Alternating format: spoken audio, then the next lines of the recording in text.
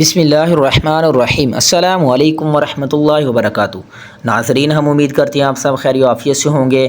رزق اللہ کی عظیم نعمت ہے اور اس میں برکت ہونا اللہ کی خاص رحمت ہے۔ آج کی ویڈیو میں ہم بات کریں گے ان مسنون دعاؤں، اعمال اور طریقوں پر جن سے ہمارے رزق میں وسعت، آسانی اور برکت آ سکتی ہے۔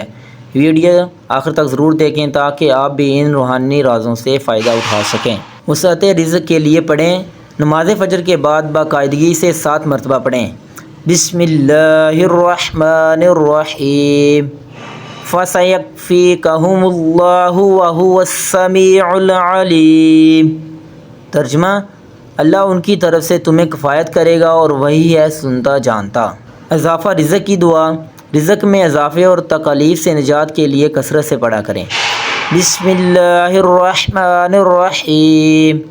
لا حول ولا قوة الا بالله ولا ملجا ولا منجا من اللہ الا الیہ۔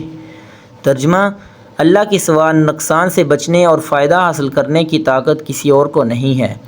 اللہ کے سوا کوئی اور جائے پناہ اور جائے نجات نہیں ہے۔ سبحان اللہ۔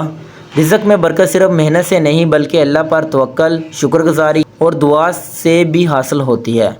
آج جو دعائیں اور اعمال آپ نے سنے، انہیں اپنے روزمرہ زندگی کا حصہ بنائیں۔ انشاءاللہ آپ کے رزق میں برکت، سکون اور خوشحالی خود بخود نظر آنے لگے گی۔ اگر ویڈیو پسند آئی ہو تو لائک، شیئر اور سبسکرائب ضرور کریں۔